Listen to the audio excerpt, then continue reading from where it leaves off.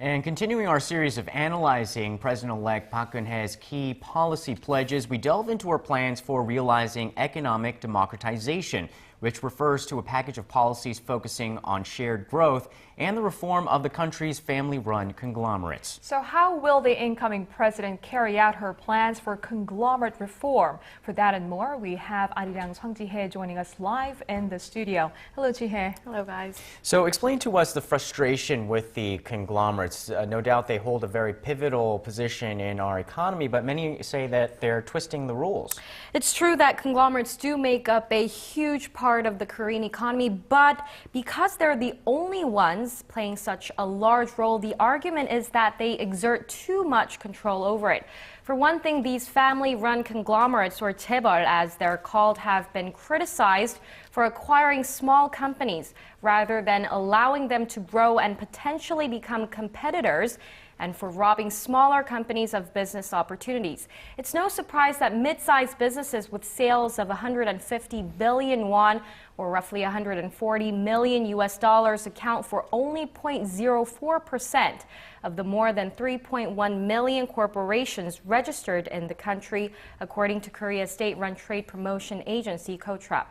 That is significantly low compared to other nations around the world, where the ratio stands at around 12% for Germany, over 4% for China, and 3.7% for Japan. KOTRA adds that strong mid-sized companies are crucial, as they are what keeps an economy stable at a time of global economic uncertainty. Right, Ji-hye, so what kinds of reforms does President-elect Park Geun-hye plan to implement?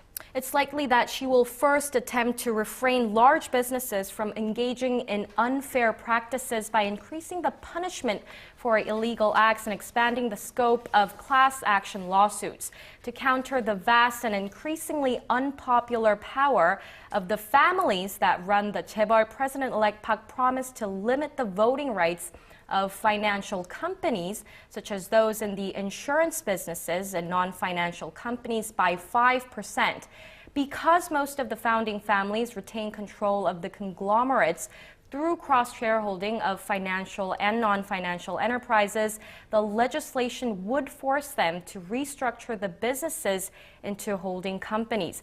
For example, Samsung Life Insurance would have to reduce its control over Samsung Electronics, as it holds more than 5% of the share in Samsung Electronics.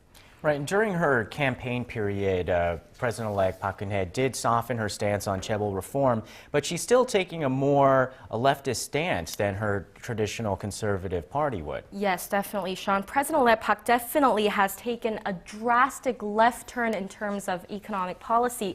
She's expressed her desire for a better balance between the haves and have-nots.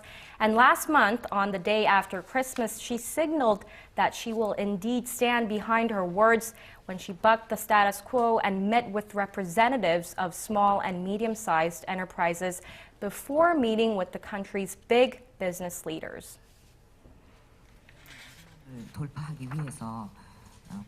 I sincerely ask business leaders to refrain from layoffs and restructuring in this time of economic crisis and to share the burden of hard times.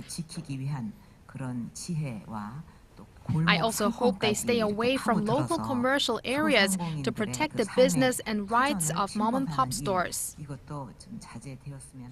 But obviously, these steps will be met with strong opposition by the corporate sectors, who are worried that this could adversely affect the country's local business environment, especially when the country is facing slow growth. Yeah, experts say that reforming conglomerates won't be an easy task, but it is something that has to be done to meet the needs of the times and to actually promote further economic growth and job creation.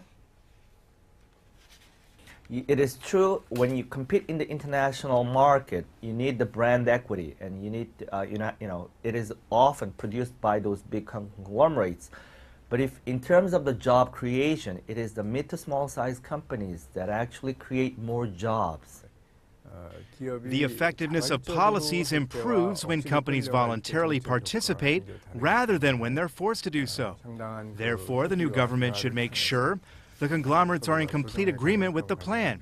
The more important thing for President-elect Park will be to go through the process quickly so she can put the policies in place early in her term so they have an impact.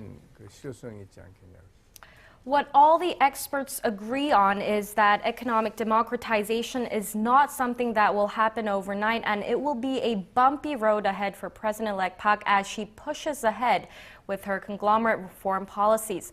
We'll really have to see if she actually goes through with these plans. However, since the rallying cry of the election was economic democratization, it's something President-elect Park must tackle, especially when political pundits attribute her victory partially to embracing values that traditionally belong to the opposition. Okay, well, it's only just begun. All right. Right. Thanks, Ji-hye, for that report. You're welcome.